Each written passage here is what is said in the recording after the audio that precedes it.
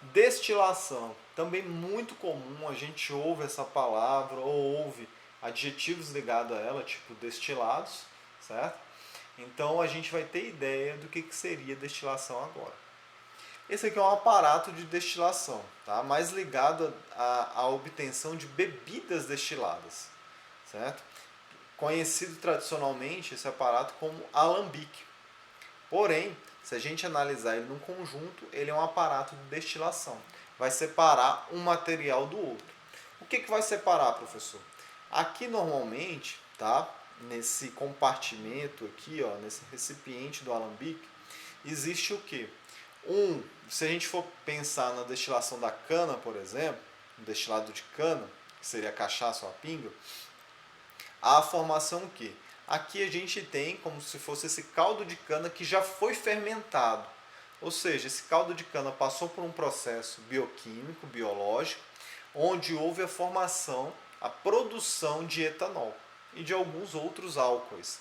Então aqui dentro existe um material que parte dele é aqueles resíduos do caldo de cana, que tem aquelas cores, pode ter alguns resíduos, alguns particulados.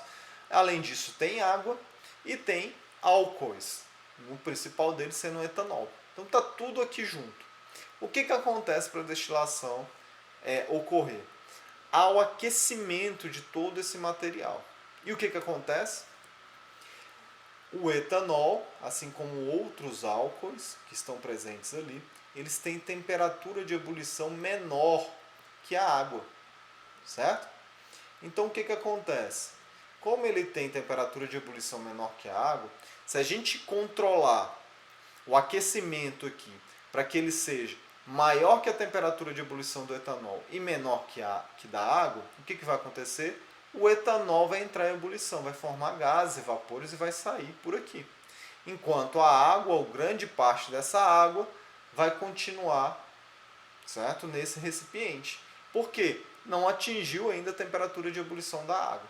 Então o etanol, como atingiu a temperatura de ebulição do etanol e de outros álcoois, ele vai se transformar em vapor. Então ele vai passar e vai chegar nesse local aqui, né, denominado, colocado como número 3. E aí vai chegar nesse outro compartimento. O que é esse compartimento? É o que a gente chama de condensador, certo? No condensador, como o nome já diz, o vapor vai se transformar em líquido, certo? Vai haver a condensação. Como que ocorre a condensação, professor? Esse gás, esse vapor que chega a altas temperaturas aqui, 70, 80 graus, certo? Ele vai ser resfriado. Então, no condensador, esse serpentina, muita gente chama isso de serpentina, ela está envolvida por um líquido, que pode ser água fria. Né? Água fria a uns 10, 5 graus. E aí o que vai acontecer? A temperatura aqui do sistema diminui demais, fazendo com que esse vapor que chegue comece a formar líquido. E aí quando forma líquido, esse líquido ele é coletado em algum lugar. Nesse caso aqui um barril.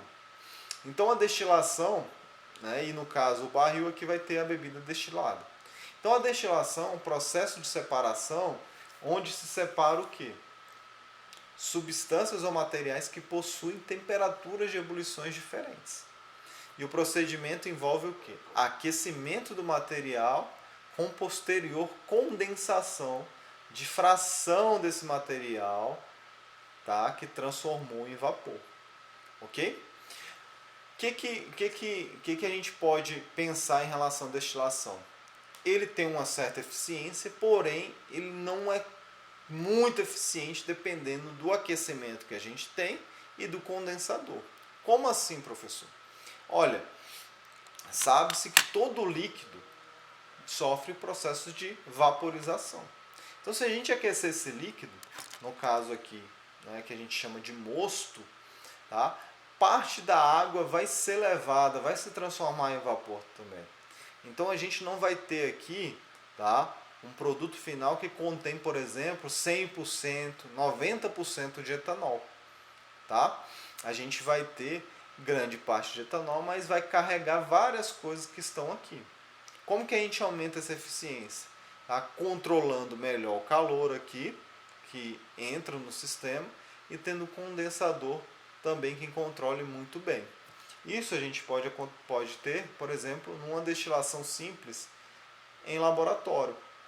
Tá? Aquela bebida, por exemplo, que está no barril, a gente poderia destilar ela de novo, já que ela tem pequena quantidade de água, tá? E uma quantidade maior de álcool. Então a gente pode destilar de novo a uma temperatura melhor controlada, certo? Com aquecimento melhor controlado, usando um termômetro, por exemplo, sabendo a temperatura exata que está saindo daqui e condensando esse material, aí a gente consegue um destilado, por exemplo, com uma concentração de álcool maior.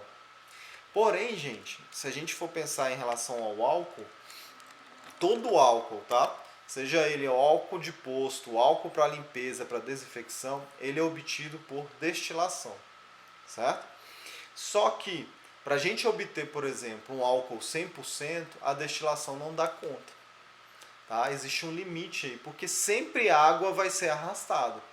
Então, para obter o que a gente chama de álcool anidro, aquele álcool sem água, tá? Anidro significa sem água, há o uso de outros artifícios. No caso, se usa, por exemplo, um agente secante. Tá? Pode colocar, inserir aqui, por exemplo, sulfato de magnésio, que é um agente secante, e é esse sulfato de magnésio, que é um sólido, a gente coloca ele aqui dentro e ele vai interagir somente com a água, ele vai se hidratar. E aí a gente faz uma filtração simples e aí desse modo obtemos o álcool anidro, ou aquele álcool sem água. Extração por solventes. Tá? É outra metodologia, é o último que a gente vai ver. Existem diversos tipos de método de separação, que a gente não comentou aqui. Eu estou comentando com vocês os principais e os mais complexos, talvez. O que é uma extração por solventes? O nome já diz. Por exemplo, se a gente quiser extrair substâncias da casca de laranja, a gente pode fazer isso utilizando um solvente. No caso aqui mostrado, foi o acetato de etila. A gente pega esse solvente e deixa ele em contato com essa casca por um certo tempo. E aí, com o tempo, o solvente vai o quê? Interagindo com as substâncias que estão nessa casca. Vai extraindo essa substância. Essas substâncias vão sendo solubilizadas nesse solvente. E aí depois é só a gente fazer a filtração, certo? E se a gente quer esse corante, né, essa essência que está presente na casca, a gente pode fazer outros métodos de separação, por exemplo, destilação, para separar o solvente dessas substâncias que foram extraídas por ele. Então existem diversos tipos de solvente. Álcool, acetona, até água utilizada como solvente. Se a gente for pensar no cafezinho, além da filtração, a água é o solvente onde vai retirar substâncias presentes no pó do café, certo? Então, o pó do café, que é marrom, preto, na água, a água vai conseguir extrair parte até dessa coloração das substâncias que dão cores, sabores, odores que estão presentes no pó do café. Continuando a questão dos métodos de separações, é importante a gente falar porque um dos métodos de separação mais importantes, né, e que mexe com nossa responsabilidade individual é a separação que a gente faz em casa. E essa separação é como se fosse uma separação por catação. A gente, com nossa visão e mão, a gente vai selecionando, tá, aquilo que deve ser separado. No caso, aí estamos falando da questão da coleta seletiva. Separação de materiais para facilitar sua reciclagem, sua reutilização.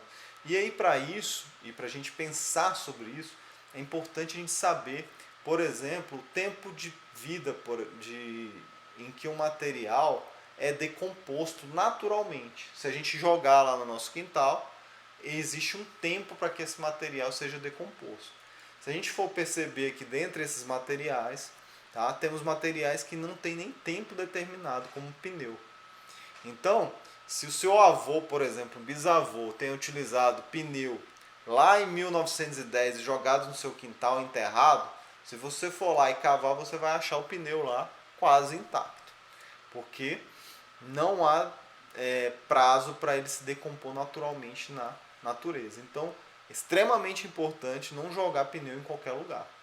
Assim como o vidro, tem uma estimativa de 1000 anos. Então, se a gente colocar um vidro, por exemplo, né, dos tempos antigos aí, sei lá, é, é, da Idade Média, há 500, 600, 700 anos atrás, possivelmente esses vidros ainda podem ser encontrados na natureza.